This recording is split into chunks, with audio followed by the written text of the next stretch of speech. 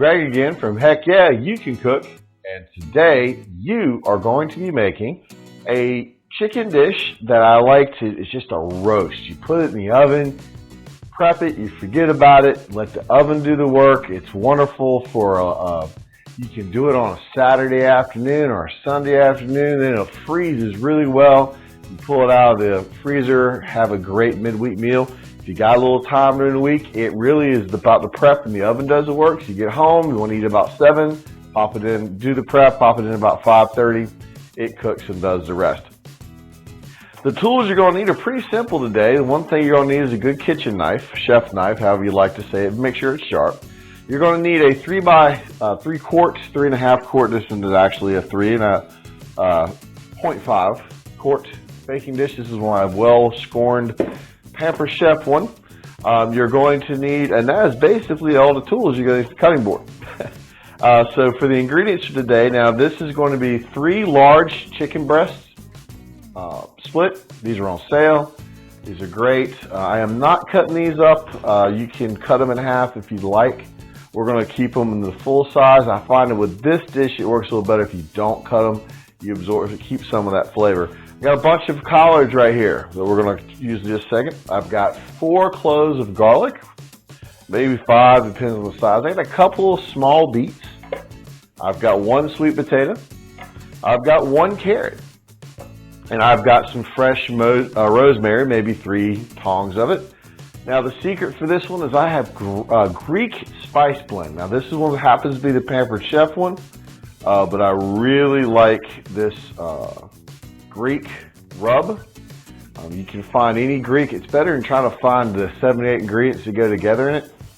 It works really well with chicken and the collards and the root vegetables here. So this one has salt, so we're not going to add any salt with it. But any of your favorite Greek style blend seasonings. They got a little grapeseed oil, okay, and I've got some honey, and we're going to use that to taste as we're working. Don't forget your pro thermometer is going to be very important. While I'm talking about this, while this is going on, preheat your magic oven back here. Mine's going to 350 degrees right now. While I've got your attention, please, everyone, please like, share, and subscribe. You can go and click the little subscribe button below this video. We'd love to have you join our community. We also can be found at Facebook at Heck Yeah You Can Cook. We have a group, as well as on the web at heckyeahyoucancook.com. And also we have Instagram and Pinterest and what is the other one? TikTok. So come join us there. Anybody interested in an apron? They're $30 each. Just send me a message, or $55 for 2. Now to get started today, we're going to first prep our collards. I take off the heavy stem. And because I like my collards nice and thick in this, I just go about 1 inch up and cut through. That didn't take long at all, did it, folks? And then just spread it out in your baking dish. Next we go with the carrot. That again. About 1/4 inch thick cut, maybe a little bit less, probably more like an 1/8.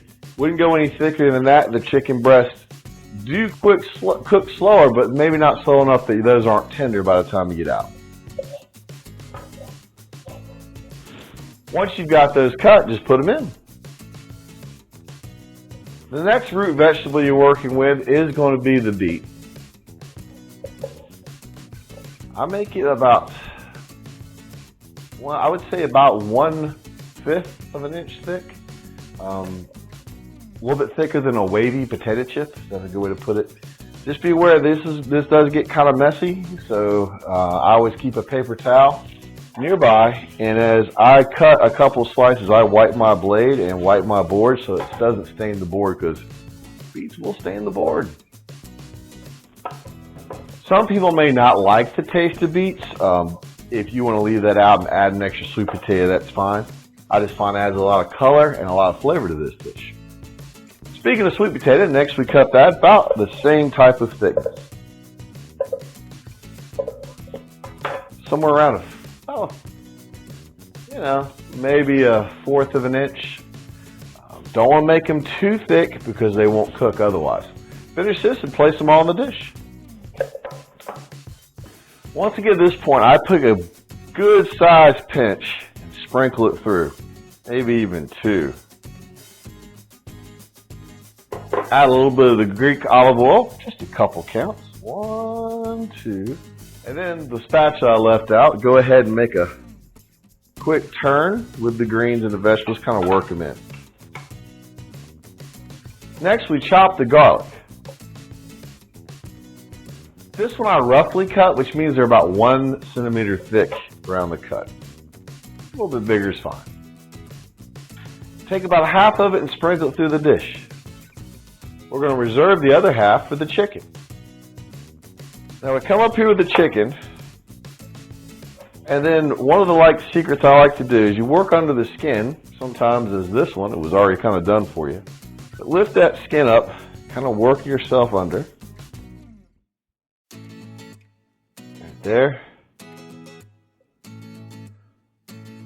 Just take your rosemary at this time, and I just kind of pull apart pieces of it off the main stem, like so. And then I work pieces equally under the skin of each of the chicken breasts. Now take the garlic that we reserved, about half of it, and do the same. Now we do the same with the Greek seasoning, place it under the breast, under the skin on the breast, and then sprinkle it on top. Be generous. Flip it over. Make sure you get that back side right in there as well. While you've got it turned over, add a little bit of the grapeseed oil right on that chicken meat. Bring your dish back over and just flip that right on top. So, drizzle once again with the grapeseed oil across the top. Just doing the chicken breast this time since we already got in the vegetables. Then take your honey, classic honey,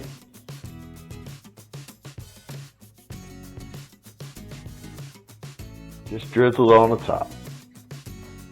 Then take your probe thermometer, work it into one of the bigger pieces here. Make sure you don't hit the bone. And we're going to set this for 165. Now the oven does the rest of the work. That's the wonderful thing about this, is that you put it in and, 10 minutes of prep, maybe 15. When this gets done, you have a wonderful dish. We'll come back and show it to you. Thank you. All right, everybody, the timer has gone off. See what we're working with here. There's your split chicken breast. You can see how the chicken breasts have come out here. I'm going to take these off at this time to get a good stir in. We'll let these sit aside.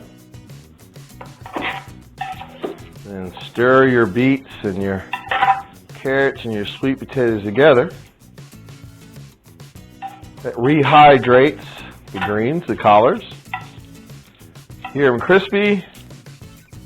Get them in that water. Now they're not. Pretty simple concept. Since these have root vegetables in them,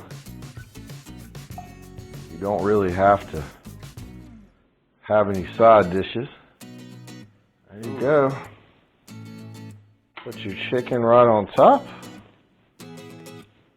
Usually I'll put a green or a beet on the top like that, and a carrot. There you go, everybody. I hope you enjoy. This is split chicken breast with beets, carrots, and collards and sweet potatoes. Slow roasted with Greek seasoning. Everyone have a great day.